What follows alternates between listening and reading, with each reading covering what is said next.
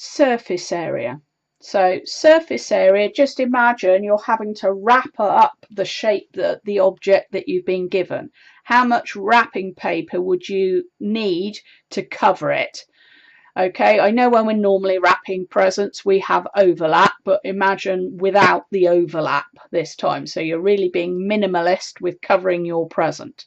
Okay, so the initial strategy that you really need to think about with this is you need to take your 3D shape and turn it into a 2D shape. In other words, draw a net of the shape. So for example, if you had a cuboid, it would end up, if you imagine opening out the box, this is what you would see if you flattened it right out.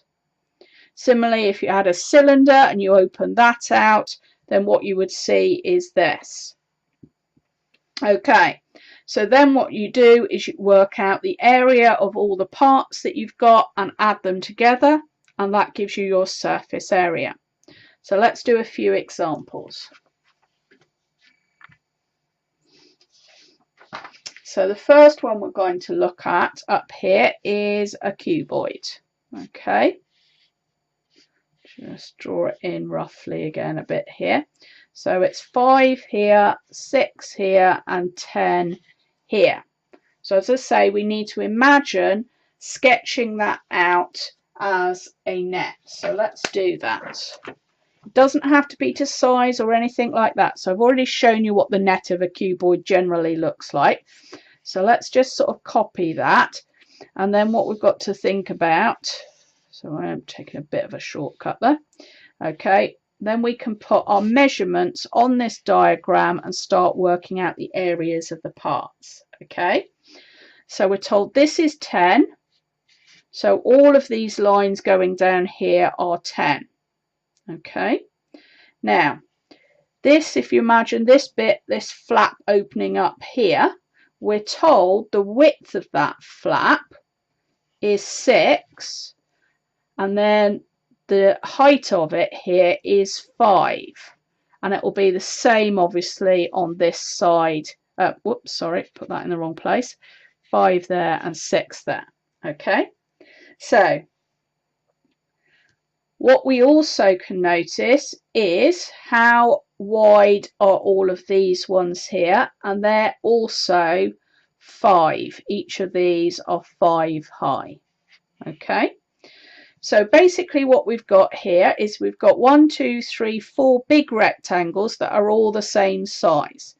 So your big rectangle is 10 by 5, which is 50, and then we've got 1, 2, 3, 4 of those. So if we multiply that by 4, we'll get 200 altogether for those big rectangles.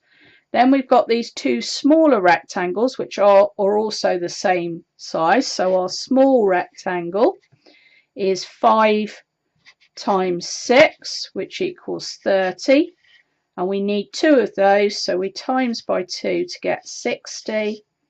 And then finally we're going to add the 200 plus the 60 to get 260 centimeters squared as our surface area for this cuboid.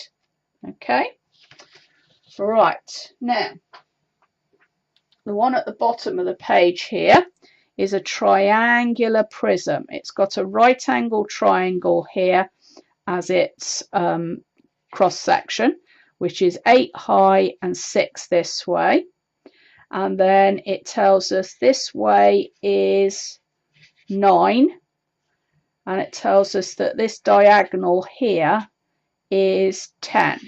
So again, what we need to do is draw out our net first of all, so that we don't miss out any of the parts. I usually like to start with the bottom, the base bit, and then fold things out from there. Okay, so on the bottom there we've got a rectangle. Then we've got a triangle that folds down and out this way, and another one that does the same on the other side.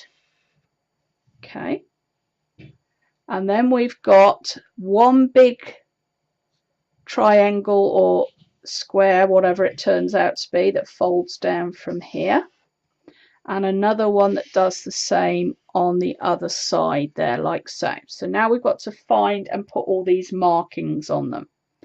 Okay, so this bit here was 6, so it's the same in both places there.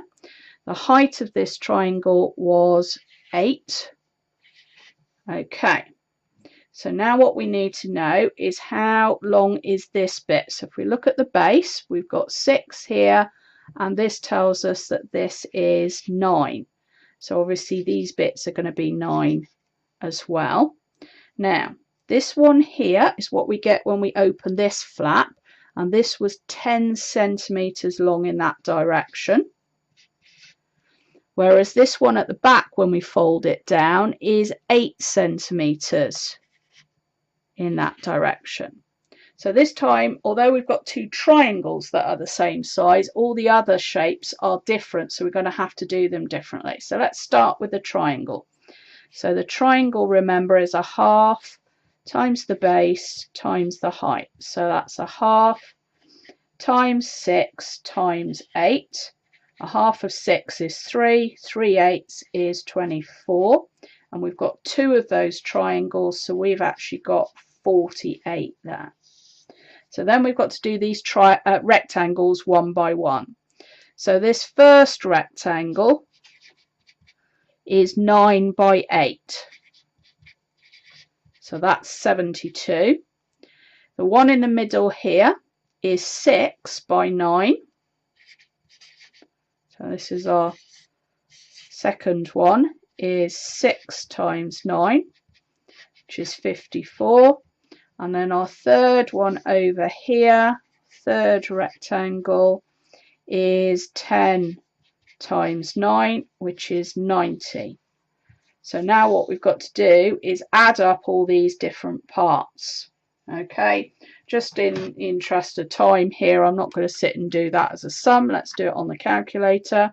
So we've got 48 plus 72 plus 54 plus 90 equals a grand total of 264 centimeters squared. Okay, because this is area. I know we're doing a 3D object, but we're doing the area, surface area of it.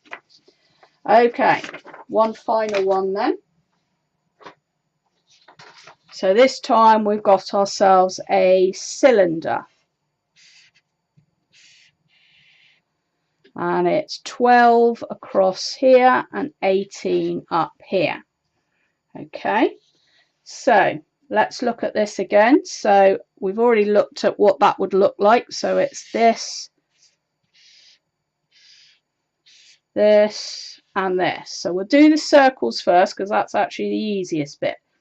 So to do the circles, we need to know the radius of the circles. So that this length is 12. So the radius is actually going to be 6. Okay. Now, we've got to be careful with opening this out. So if you imagine, this is the bit in the middle that is rolled up into the tube. Okay. So this here is the same as the height here. So that's 18. Now, these end lines are what you get when we open this out. So these end lines are the same as the circumference, of the circle. So in order to work that out, we need to work out the circumference of the circle as well as the area. So remember, the circumference is pi d. So it's pi times 12 in this case, because our diameter is that. So let's see what that gives us. So shift and pi times 12 equals 37, whoops, I can't write what I'm saying, 37.699 it says. So I'm going to write 37.7 for that. Okay, so the area of our circles is pi r squared. So it's pi times 6 squared. So shift pi times 6 squared equals 113, but we want 2 of them, remember. So I'm going to double that, and that's going to give us 226.19. I'm just going to put that in there for the minute. So we've got the area of our 2 circles. Now we need to work out the area of our rectangle, which is going to be 18 times the 37.7 that we had for the circumference, which is this measurement here. Okay, so we've got 18 times 37.7 equals 678.6. So our final task now is to add on the area of the triangle, circles, that we worked out earlier, the 226. So plus 226.19 equals 904.79. In this particular case, they've actually asked us to do it to 3 significant figures, which would mean actually rounding it here, which would mean it would be 905. So that's how you do surface area.